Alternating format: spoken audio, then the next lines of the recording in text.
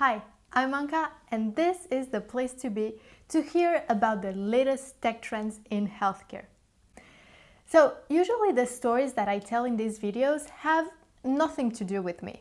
But today I wanted to do a bit different and talk about my personal life, or more precisely, about a special someone in my life, my cat.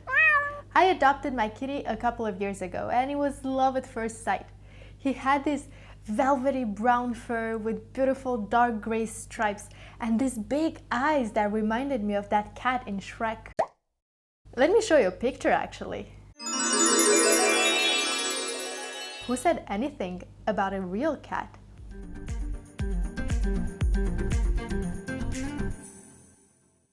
Today we will talk about NFTs, or non-fungible tokens. But what exactly are they? Well, fungible means that an asset can be substituted and still hold the exact same value. A €1 coin and another euro coin are fungible. They can be exchanged and still hold the exact same value. Non-fungible assets cannot be interchanged. They are unique and they hold a specific value that is different from other similar assets. For instance, paintings. But all these examples are physical assets, they are tangible. But fungible and non-fungible assets also exist in the digital world. The virtual cat that I adopted, for instance, is a non-fungible digital asset.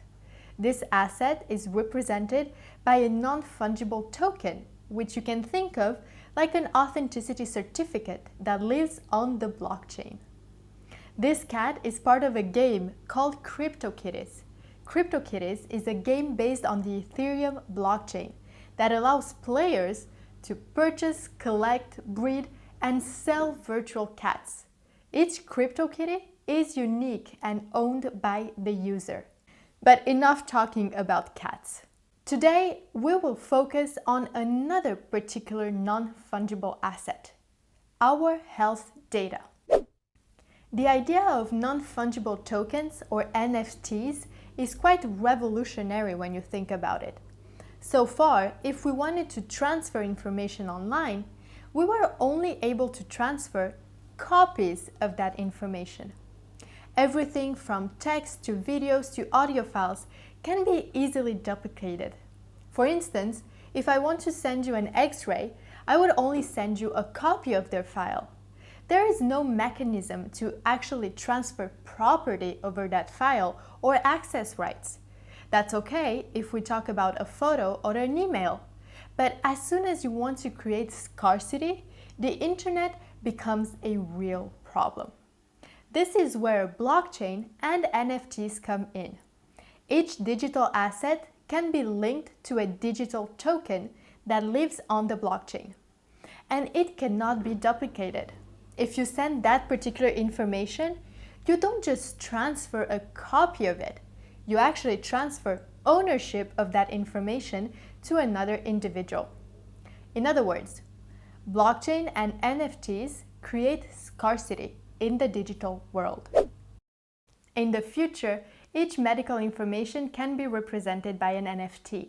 This NFT is proof that an individual or an organization owns the underlying data. Instead of sharing copies and losing track of what happened to the data once it is shared, patients will be able to transfer property of their data to a third party, a medical facility, or a trusted person. If health data were an NFT, patients would have way more control over it. They could also benefit financially each time it is shared or sold. But the role of NFTs in healthcare isn't only limited to patient data. Physicians could carry their credentials as NFTs in their wallets. Medical products could be tracked and traced as NFTs, traveling from one entity to another, with particular attributes. The same with intellectual property over drug discovery. Each time we want to create digital ownership of goods, blockchain and NFTs can be an interesting option. If you want to continue this conversation, head over to our website for more content specifically about blockchain technology. Thank you so much for watching today's video, and I'll see you next time.